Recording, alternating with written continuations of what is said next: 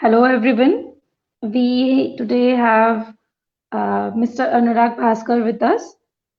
Welcome to our second episode of Feminist Reading Circle. We are very happy to have Mr. Anurag on our today's topic, understanding the preamble of our Indian Constitution. So I welcome Anurag. Yeah. So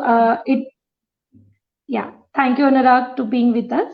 Introducing Anurag, Anurag is a lecturer at Didaru Global Law School, Sonipat. He is also affiliated faculty at the Harvard Law School Center on Legal Profession, USA, and is also the Indian Quality Law Visiting Fellow at Melbourne Law School.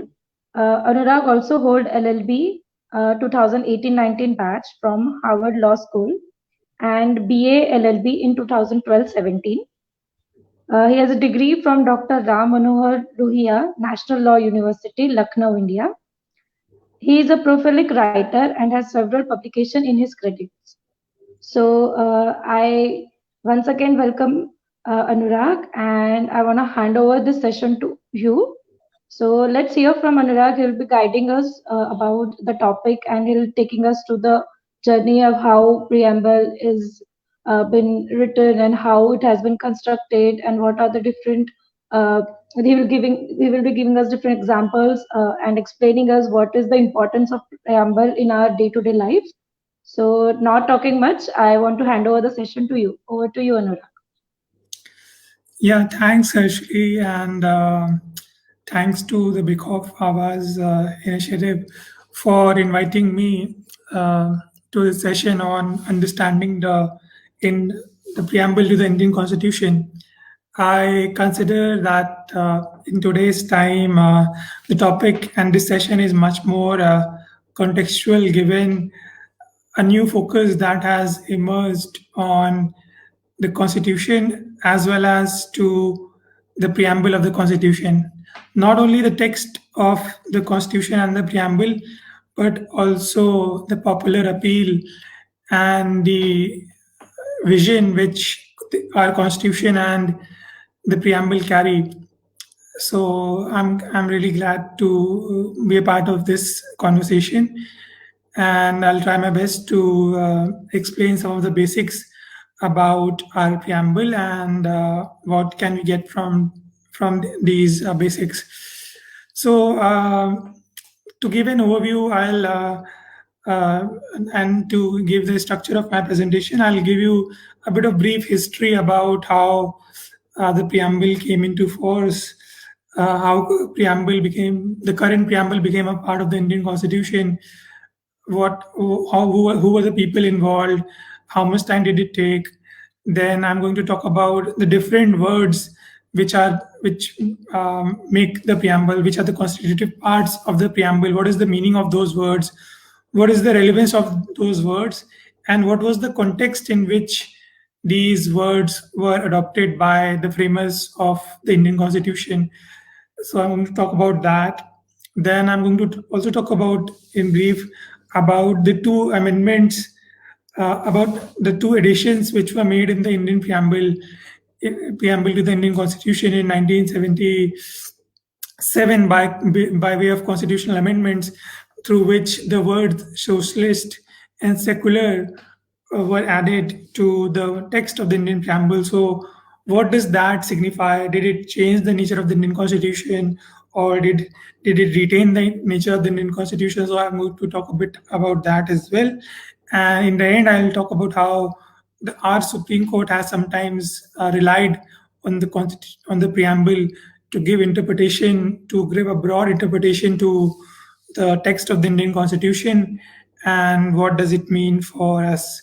So that would be the overview of my presentation, and I'll begin on that. So if you want to understand, or if you want to think about the history in which the preamble was adopted or the preamble was framed, so it wasn't just that it came as a result of just 1 year of the efforts of the drafting committee or 3 years of the framing of Indian Constitution. So we have to look at the 3 decades of Indian history, particularly from 1915 to 1945, if we have to understand the nature of this document, of the Constitution and the preamble.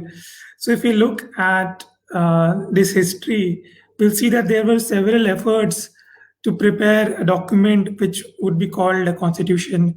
So there were different movements, right from the South Borough committees in 1919, where even Dr. Ambedkar had made his submissions for equal voting rights and representation, to roundtable conferences, to different drafts of the constitution which were prepared by different people, and finally to the objectives resolution which Jawaharlal Nehru had presented in the initial months of the Constituent Assembly.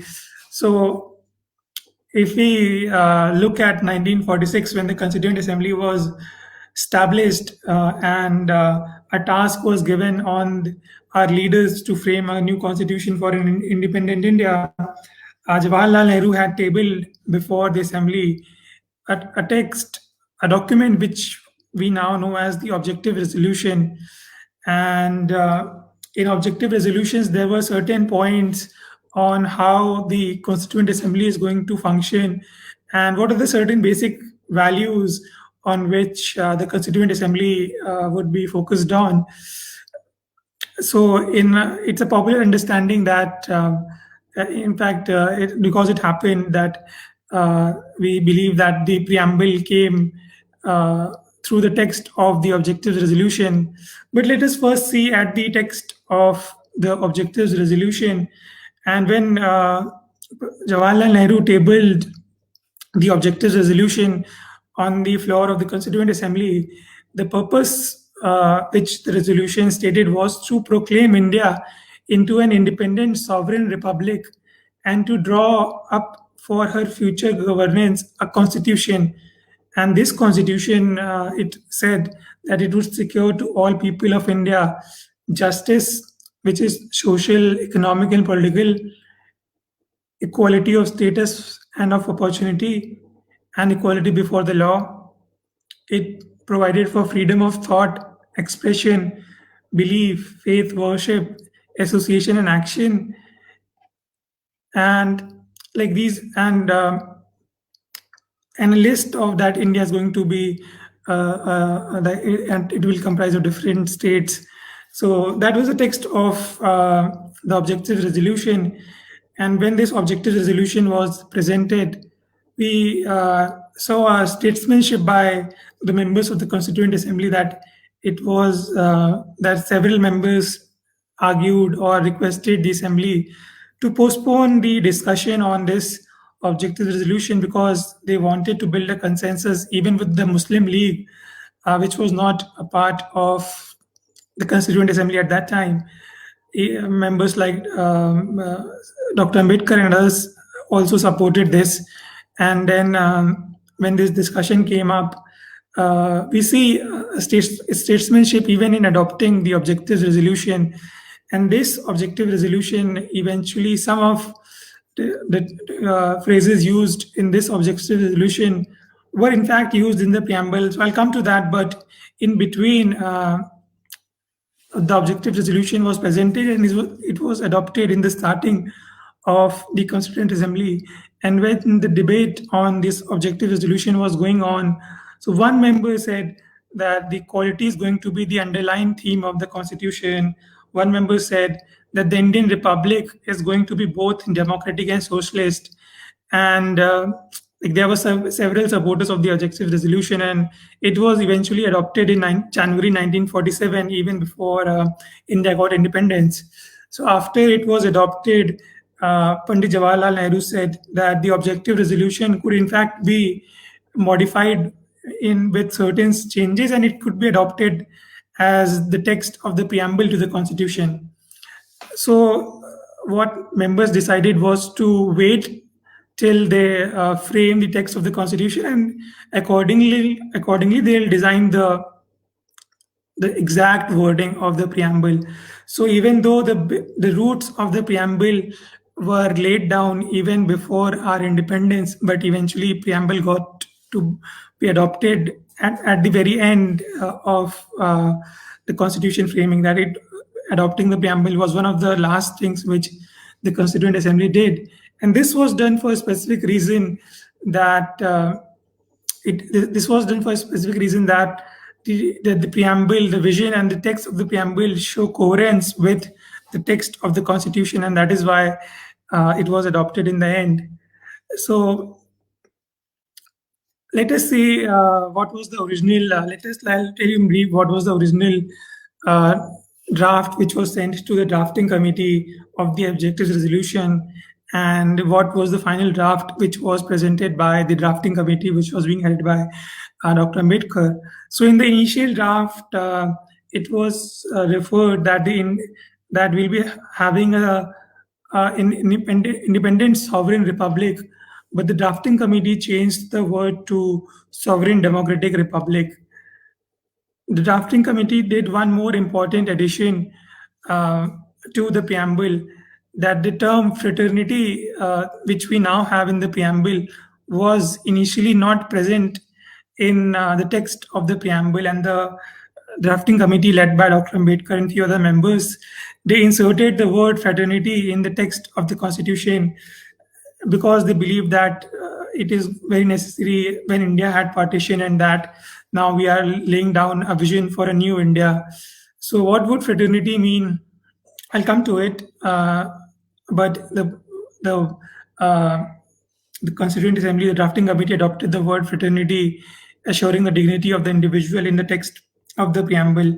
So when all this happened, eventually the preamble, this text got adopted as the preamble, and the drafting committee specified that the preamble was restricted to defining the essential features of the new state which was going to come and its new socio-political objectives which India is going to have.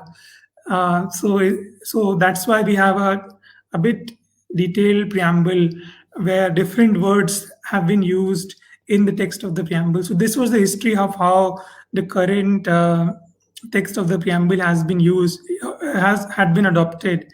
So let us now talk about the text of the preamble. So if you would open the preamble or if you would be having preamble opened up for you, you can read that it begins with the words, "We, the people of India," and it reads on that we, the people of India, having solemnly resolved to constitute India into a sovereign, socialist, secular, democratic republic.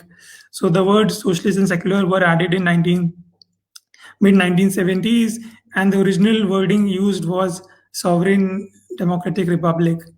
The words justice, liberty, equality, and fraternity were already there. And so let us talk about what these words are going to mean. Let's the words used are sovereign, socialist, secular, democratic republic. The key words are we, the people of India. Other key words are justice, social, economic, and political, liberty of thought, expression, belief, faith, and worship, equality of status and of opportunity, and to promote among all fraternity, assuring the dignity of the individual and the unity and integrity of the nation. And it is concluded that in our Constituent Assembly, this 26th day of November 1949, do hereby adopt, enact, and give to ourselves this Constitution. So these are the words which were finally adopted in the preamble.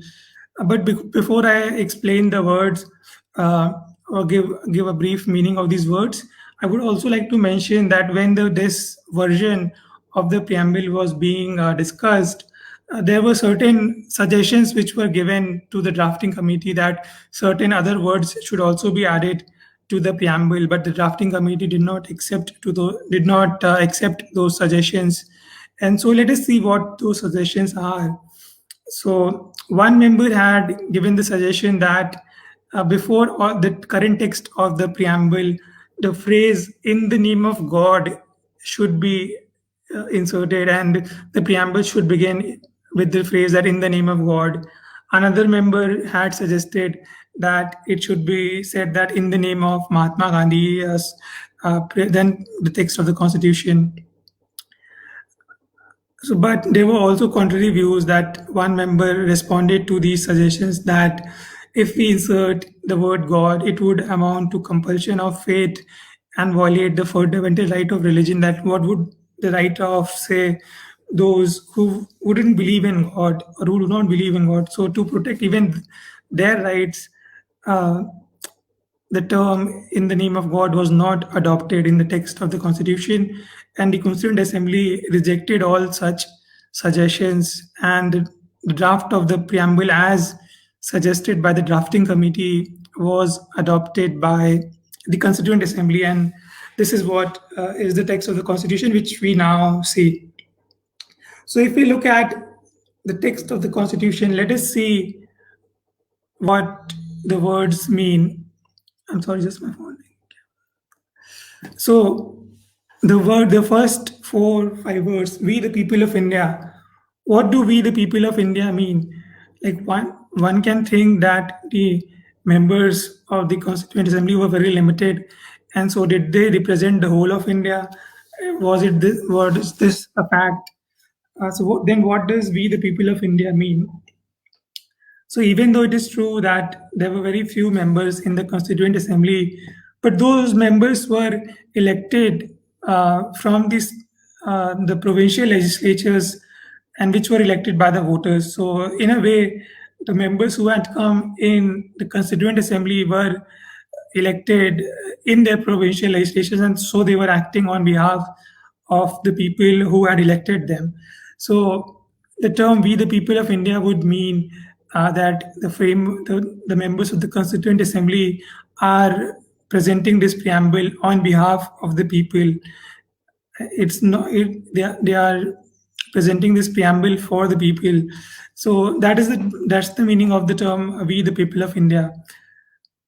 The phrase having solemnly resolved to constitute India, like after a lot of deliberation, discussion, so many drafts, so many suggestions, so many differences, and trying to make a consensus, the Constituent Assembly, the members of the Constituent Assembly, whom we call as the framers, were going to present this preamble. So that's the meaning of the term, that solemnly resolved to constitute India into. That is it. Now let's see what does the word sovereign, socialist, secular, democratic republic would mean. Let's go there like one by one. So what would sovereign mean? So we have to again look at the history in which this was happening. Like when India gained independence, there were like certain demands that India could become a part of the Commonwealth of the British Empire. That there were certain countries who were part of the Commonwealth, whose head was the British Queen and not within their own country. So, did India want to be a part of the Commonwealth? Jawaharlal Nehru clearly did not agree with this view. Did not want India to be a part of a large Commonwealth of countries, and therefore he wanted that India should have an independent status. And as a state, as an entity, the people of India will decide for themselves. The elected representative of India will represent the supreme will of the nation. So that's the broader meaning of the term sovereign, that it's the people and its representative are the supreme beings supreme beings for India, and India shall not be guided by or shall not be like coming under Commonwealth. So that's why that's what sovereign would mean. I'll first come to the word democratic before socialist and secular. The word democratic, why the word democratic was established, why the word democratic was used.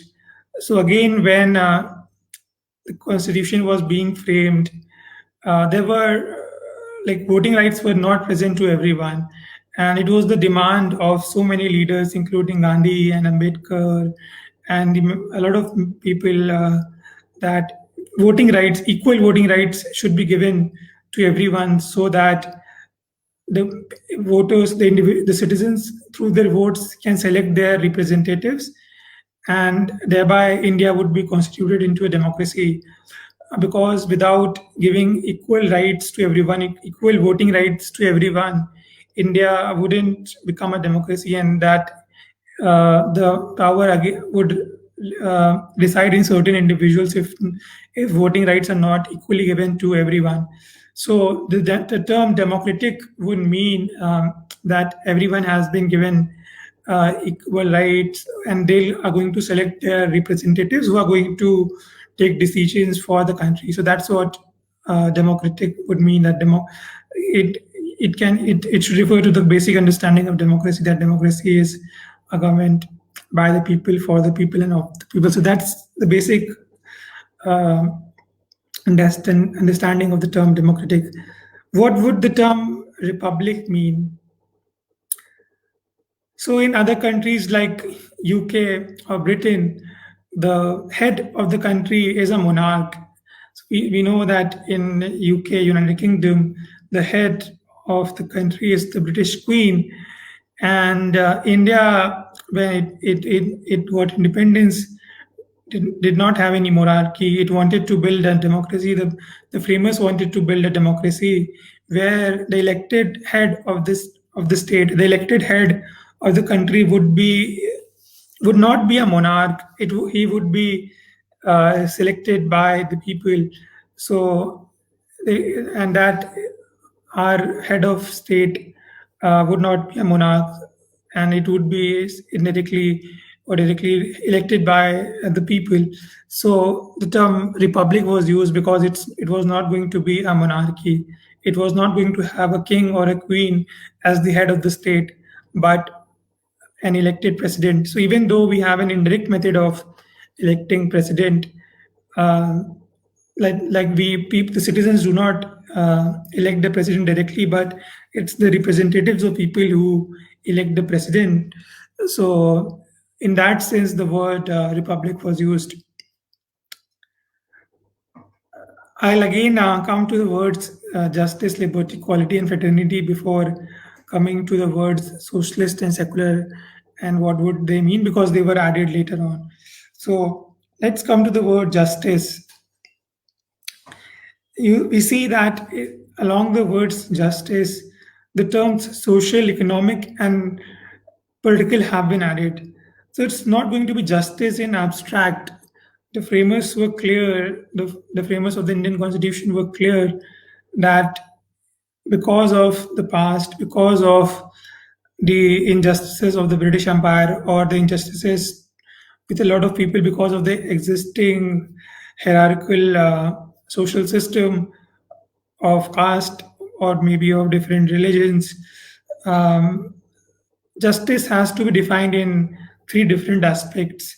It has to be social, economic, and political. That on all the three fronts, there has to be justice, and justice is not to be seen as mere abstract. So the focus on the terms social, economic, and political has come from different leaders, including Jawaharlal Nehru, including B.R. Ambedkar, uh, and few other most of the other members of the Constituent Assembly. So the words justice is not to be read in isolation, but it would mean justice for the Indian people in these three aspects: social justice, economic justice, and political justice. So there were different ways in which these types of justices, these three types of justice had to come. And if you'll see the text of the Constitution, we'll see if we think about social justice, we see that there are certain provisions for representation, for giving equal representation to certain communities who were marginalized before independence. So to acknowledge that problem, to undo the effect of that problem, the framers had envisaged social justice. Economic justice, it would mean, we again, if we look at, say, directive principles, we see that apart from social justice, economic justice is also prevalent through the provisions of the directive principles, that everyone even on the basis of class, should be that if you look at the directive principles, that even the class-based differences or the uh, outcomes on the basis of class have to be taken into account before like any policy is made. So for the poor people, like for if you look again at the directive principles, I'll refer back to the directive principles. So redistribution of the resources, redistribution of economic resources is what uh, we would refer to economic justice. Now that we can define economic justice very broadly, that's also it. In political justice, if you look at political justice, again, it would mean that equal voting rights were given to everyone. Before independence, the voting rights were restricted to people who owned property or had certain educational qualifications. But our framers ensured that uh, equality is given to like political equality is given to everyone, that whether be it lower caste, whether be it women, and whether be it any religion, any religious minority, or whether anyone having property or education or not, uh, voting rights would be given to everyone. And in Indian, the framers of the Indian Constitution adopted this much before even say the US Constitution gave equal voting rights to everyone. In US, voting rights were extended in 1964 with Voting Rights Act to African Americans, but Indian Constitution gave it before that in 1950 itself, and the word political justice would refer to that we were acknowledging the inequality in politics, in political life, and we were taking steps to undo that. So that's the broader meaning of the term justice, social, economic, and political. Liberty of thought, expression, faith, and worship. So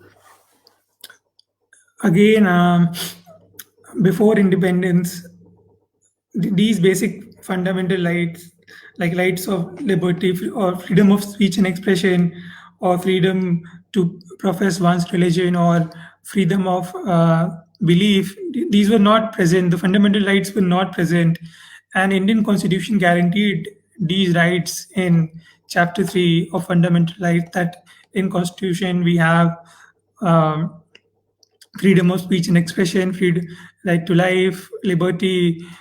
Now even privacy has been recognized, freedom of worship and faith. So all these provisions were included in the Constitution. These basic rights were given in the Constitution, and these terms, liberty of thought, expression, belief, faith, and worship, in the preamble resonates those provisions, resembles the vision behind those provisions, and resembles the architecture of rights which Indian founders were giving. The term equality of status and opportunity, and what would equality of status and of opportunity mean? Why were the both terms like status and opportunity were used? So why was this that happened? So in the Indian context, through the Constitution, we were giving equal status to everyone. That everyone is going to be equal before the law. Everyone is going to be equal in the eyes of law. So thereby, their status, their status in the identity of state or for among each other is going to be equal. But our framers also thought of if if opportunities are not given to certain sections which were deprived of opportunity, then there can't be the true meaning of equality. So if equal opportunities are not given, so there can't be say equal status or equality in the eyes of law. So that's why both the term status and opportunity are used. And in the words of Dr. Ambedkar, if equality of status and opportunities to be defined, he had written it at one place. He meant that absence of clearing inequalities and discrimination in the society. So discrimination caused a denial of opportunities and led to inequality. So therefore, equal opportunities were one of the key features of the text of the Constitution as well as of the preamble. So that's the meaning of equality of status and of opportunity. The term to promote among all, you'll see, comes before the term fraternity, and therefore we can read it like the term to promote among all with fraternity, that the term promote among them all is linked with fraternity. So, what would this promotion and fraternity mean? So, fraternity, in simple words, can be defined as brotherhood. And to come back to how Ambedkar had defined it in the Constituent Assembly and in some of the writings before the Constituent Assembly. So he had defined fraternity as a sense of common brotherhood of all Indians, an attitude of respect and reverence towards each fellow man. And this brotherhood among all Indians is going to give unity and solidarity in social life. So that is how fraternity was defined. And Ambedkar even said that having common brotherhood or attitude of respect and reverence towards each other is another name for democracy. So Ambedkar meant that fraternity and democracy can be synonymous. So that's the meaning of fraternity, which Ambedkar was giving, which was eventually adopted in the Constituent Assembly. And in this understanding, dignity of the individual was given a key role in fraternity. That if we have to recognize dignity of an individual, that can only come through an attitude of respect and reverence to each other, through a sense of common brotherhood to each other, and that is how uh, dignity is going to be promoted among each other. So the term fraternity, assuring the dignity of the individual, is to be read with the terms the promote among all. That is meaning thereby that the framers wanted to promote fraternity among everyone, and they wanted citizens to have a sense of fraternity to each other. So that was something unique which was added by the drafting committee, and which was not, the term fraternity was not present in the objectives resolution. It was added by the drafting committee. So this is the meaning of these basic words. So let us now look at the words socialist, secular, which were added in 1977 by a way of constitutional amendments by Indira Gandhi government. And it is often argued that these two words, after they were added, changed the original nature of the constitution, and therefore these words should not be a part of the original constitution. So let us see if there is any content in this line of argument. So it's true that these two words were added, socialist and secular, were added in 1977. But if we look at the proceedings of the Constituent Assembly, we'll see that even though these two words were not added in the original draft of the Constitution, in the original draft of the preamble, but the vision was already present and it did not change the nature of the preamble. So why I'm saying so is because of the three reasons I'm saying so, that these two words did not change the nature of the original preamble. Like first reason is, like I'll give you three reasons. The first reason is that when Jawaharlal Nehru had presented the objective resolution in the Constituent Assembly, and there were discussion on it, people gave speeches in support of the objective resolution. So some of the members acknowledged that the content of economic democracy and the rejection of existing social structure is reflected through the text of the preamble. And the text of the preamble,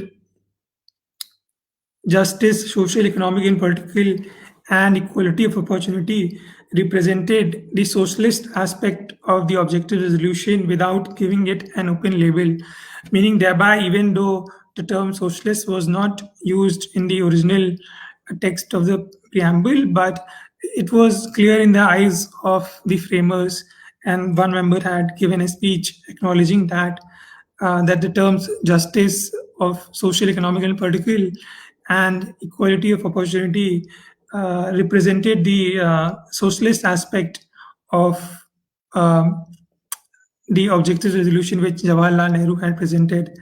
Second reason is, as I said, that there were suggestions to include the term God in the preamble, but the members of the Constituent Assembly rejected these suggestions and said that they are not going to mention any religion or God in the Constitution, and they want to adopt a secular document and not a sectarian one, if I want to quote. So, by rejecting these phrases, the framers wanted to have a secular a preamble, a secular constitution. If there was contrary views, so they would have adopted the phrase say religion or God, but they did not. So that meant that they wanted to have a secular document instead of a sectarian approach. The third reason why I say that the nature of the preamble has not been changed is because, like after the constitution was adopted, the Indian Supreme Court has given different interpretation to the constitution and even to the preamble, and it says that sometimes when amendments have been made to the text of the constitution, it is not to change the nature of the original constitution, but sometimes it has been done to give a label to what was implicit in the text of the constitution.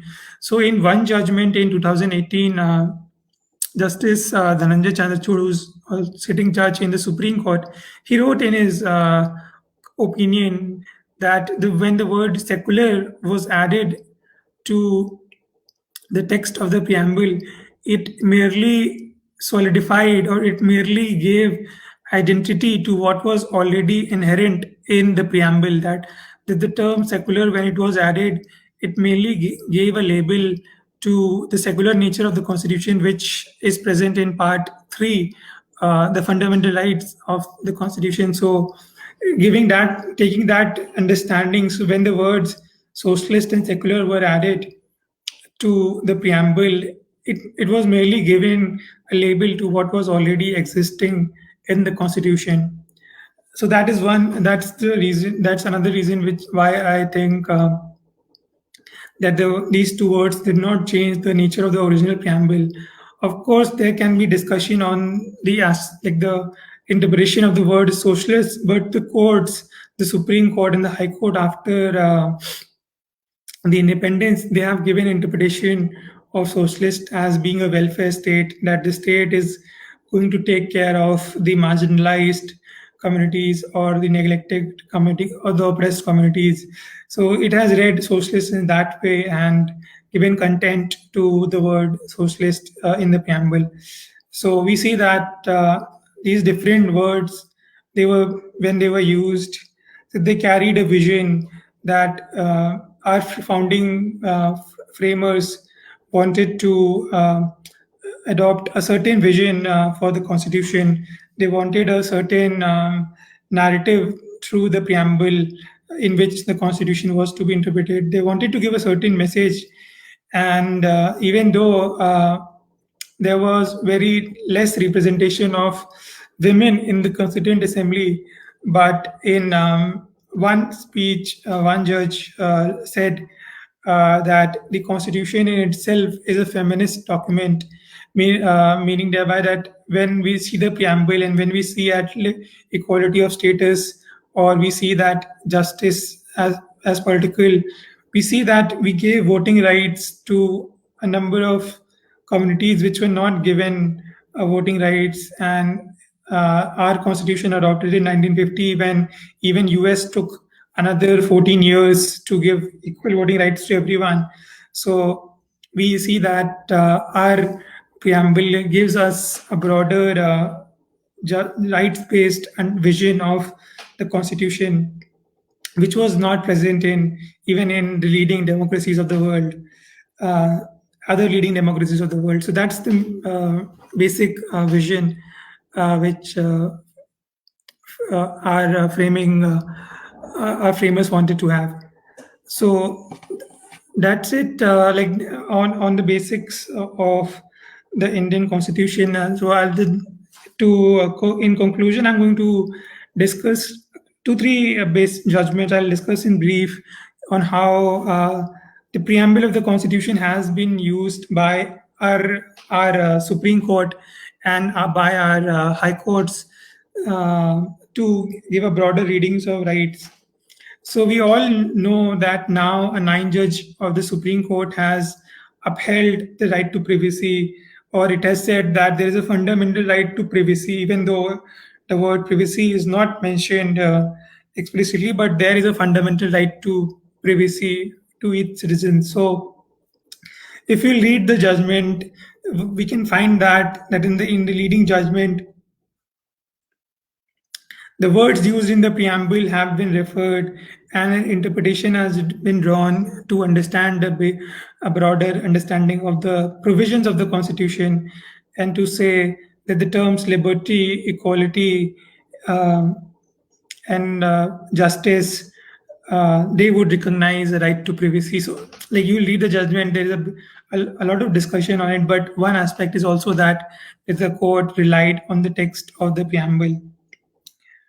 Another judgment was uh, in Navteej Johar, which we now know that which we recognize the rights of, say, LGBTQ communities. Even in that judgment, we'll see that the text of the preamble has been refer to the vision, or to refer to a broader understanding of rights in giving that judgment. So that is how our courts have used the text of the preamble, and how they have used the text of the preamble to interpret the Constitution in a broader way.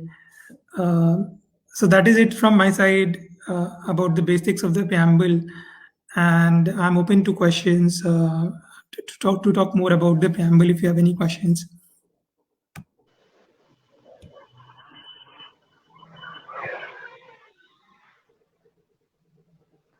Yes, Anurag, we do have many questions from our audience. So first is from Pavitra Shah. It is on your screen. Just a second. No, it's of Pallavi. Yeah.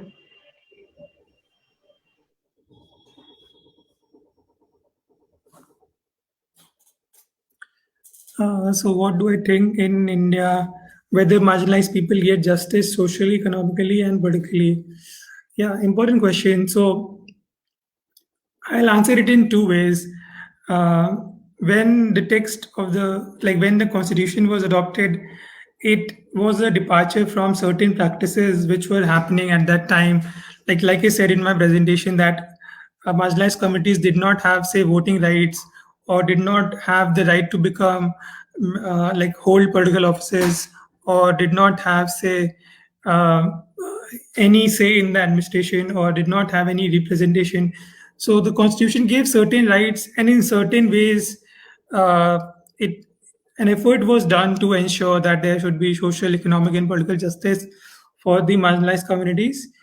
But at the same time, we see that even after having the Constitution, a lot of problems, social problems, say for instance, caste-based discrimination, or other social problems are still prevalent. So on the second aspect, I would say that even though it was envisaged, or it was hoped that uh, social, economic, and political justice would be given, an effort was made through the Constitution to give it, but on the ground, sometimes we see a departure from this vision. We see that the reality is very different from what was hoped. So I'll say that in a lot of aspects, the marginalized communities are still struggling to get social, political, and economic justice.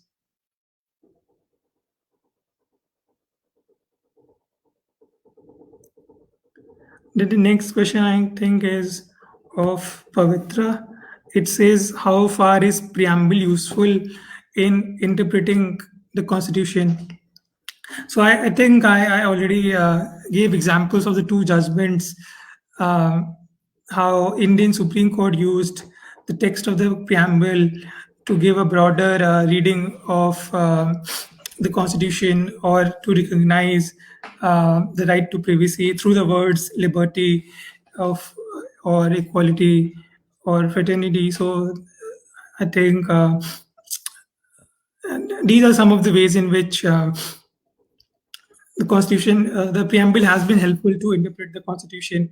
Another example I could give is of uh, the, of how the text of the preamble has been read along with Dr. Ambedkar's final address to the Constituent Assembly to give an understanding of the Constitution. So, in the final address to the Constituent Assembly, Dr. Ambedkar had said that the words liberty, equality, and fraternity are not to be read in isolation. They are not to be treated in isolation, and that they form a trinity.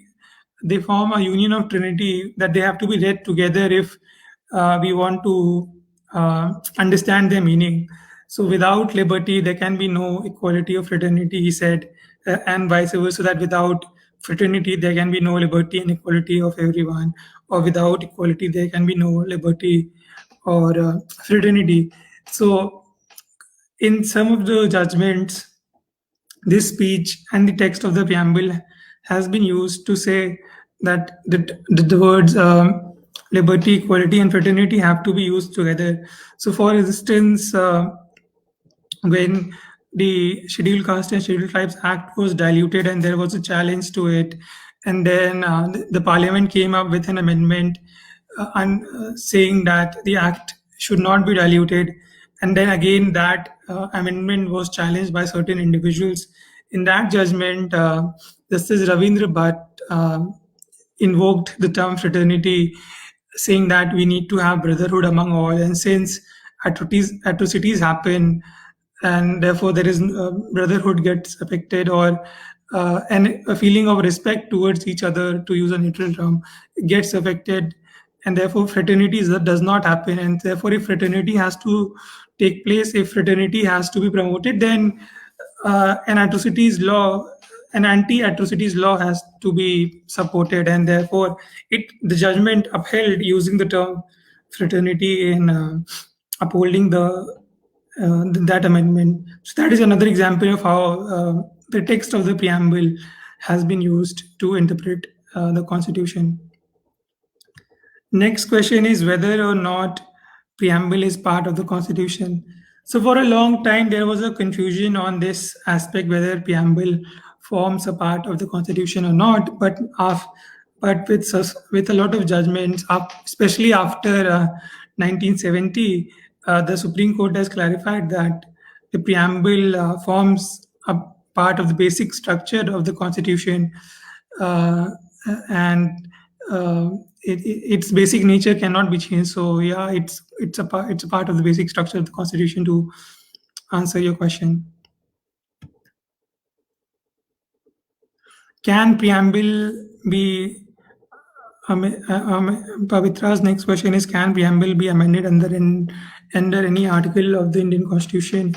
If yes, then how? Of course, it has been amended. So these two words, when I said that these two words, socialist and secular, were added, they were added by way of constitutional amendments only.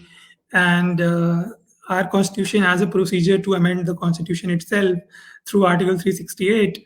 If you read that, the text of the Constitution can be amended.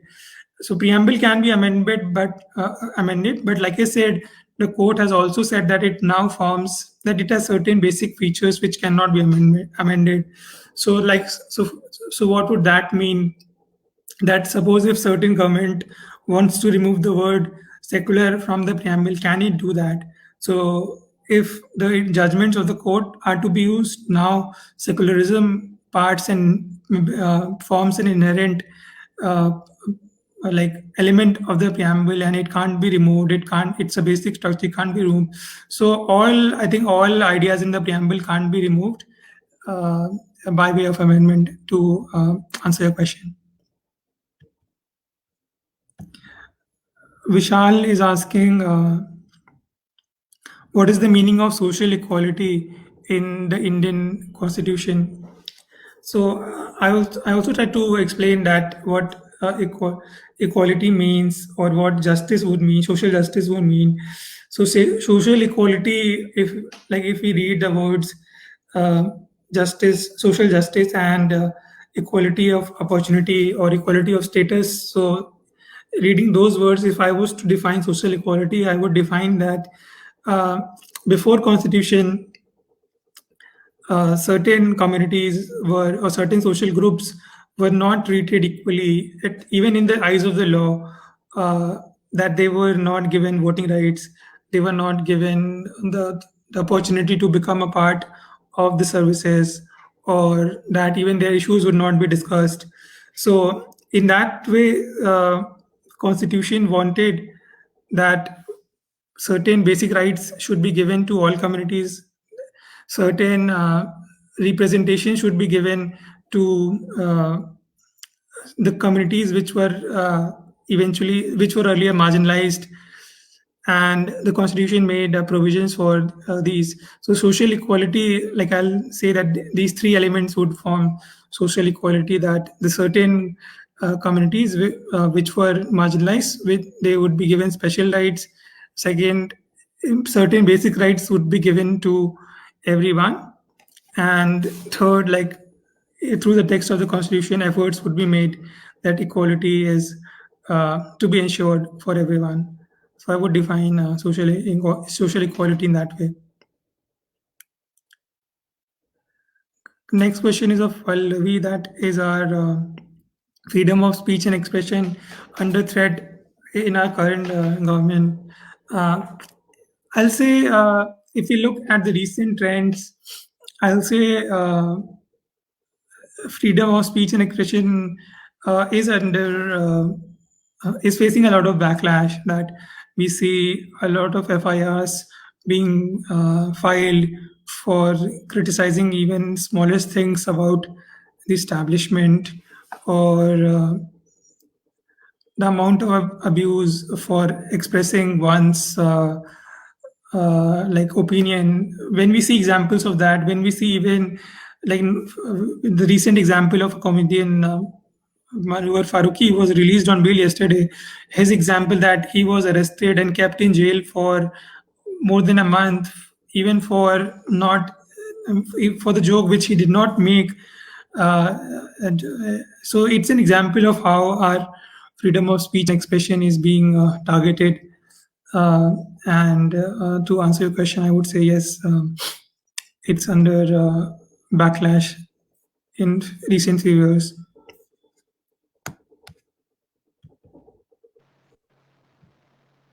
I think these are the questions. Any more questions? Yes, Anurag. So we got like almost all the questions you have covered. I do have one question to you.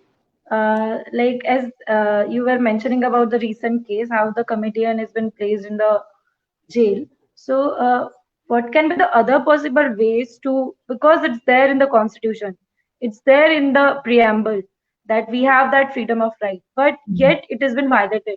So what can be the possible things be done to can say, like what can we do for when we fall into in such situation, I guess. It's unfortunate that we have to see that that what's even the basic things mentioned in the constitution are not being followed. So it's an unfortunate situation that despite even say when Supreme Court has said that certain rights have to be protected, we see trial courts not following the precedent. We see high courts sometimes not following the precedent. It's an unfortunate situation, but what can be done is just to keep talking about these. I mean, the legal way is to appeal to the Supreme Court whenever that happens. Like if trial court is not recognizing that, then the legal recourse is, of course, to go to higher courts up to the Supreme Court. But the other thing in terms of building the narrative is just to highlight these issues, that these certain basic wrongs which are happening. Because if it wasn't for, I don't think if it wasn't for public pressure, the comedian's case would have been heard so soon, because we see a lot of activists, we see a lot of individuals still hanging around, still behind the bars, and there is no talking of their status. So it's unfortunate. It's unfortunate that the court is not listening. But the only thing which we can do is to keep talking about these things. I think the last question is by Pavitra. It says that Yeah, we do have 3 questions. Yeah, it's on the screen. Indian Constitution declares India as a secular state. How do I see the statement? So I would agree that I said that in the presentation that Indian Constitution provides for secularism, and so that would mean that India is a secular state. So I wouldn't see that. Next question is in judiciary, how the preamble of the Indian Constitution is interpreted. So I've already given, I think, 3-4 examples. So that should answer your question, how preamble has been used. Preamble mostly remains as passive in regular governments. How can we ensure that? So the last question, I think, is that the preamble mostly remains as passive in terms of regular governance and daily state operations. How can we ensure and aware the citizens and marginalized masses about its importance in their daily lives? So yeah, that's quite interesting and important question, that for a long time a discourse on the popular appeal of the appeal of the preamble as well as the constitution was not there in public sphere, that we did not talk about why the constitution, having a constitution or having a preamble is necessary. It has started to come in recent years, and we now see certain examples of how even the marginalized groups are trying to educate the masses about the relevance of the preamble, or about the relevance of having a constitution. What is the rhetoric, what is the even the rhetorical value of having a constitution or the preamble? So I think a discourse has been started, and we now see, like, even leaders from marginalized communities openly invoking the text of the constitution, or openly invoking, like even showing constitution and preamble to highlight their rights. So one can say that I can agree to you that, Ashirvad, that preamble or even the constitution has not directly affected people, but it definitely carries a certain appeal in which marginalized communities have used these two things. So I'll give you an example.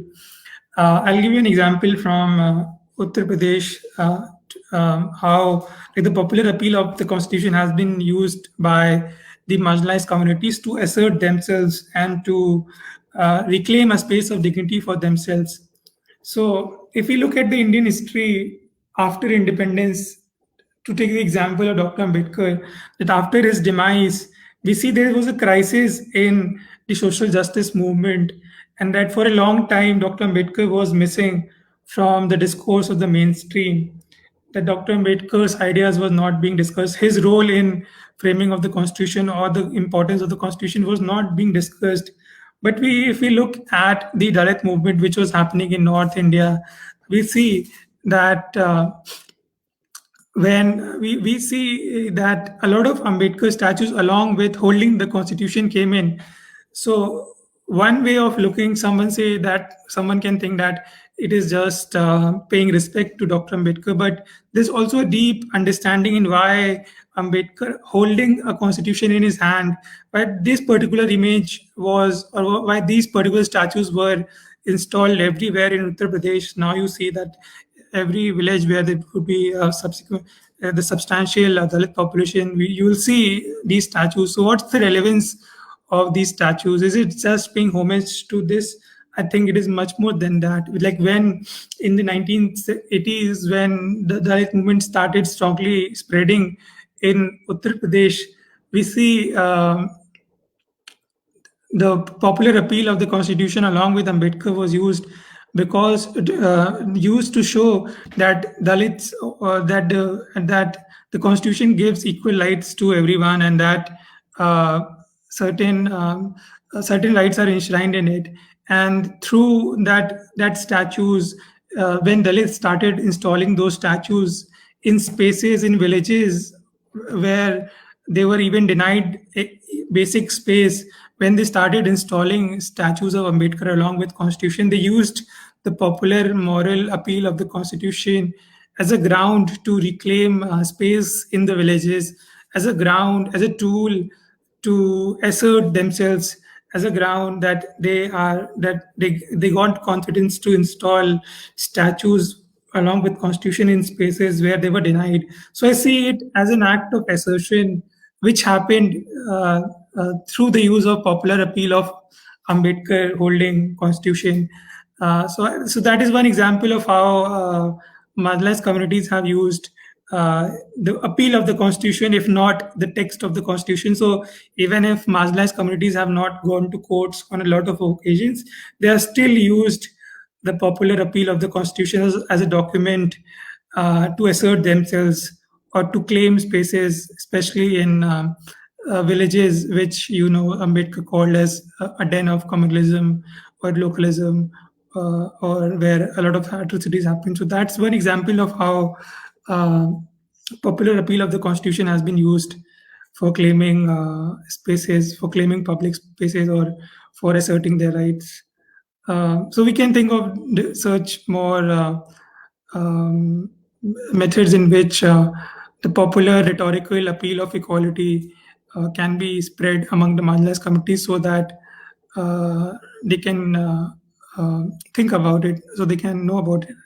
I think it has already happening, and I would think it in this way. Hope this answers the question.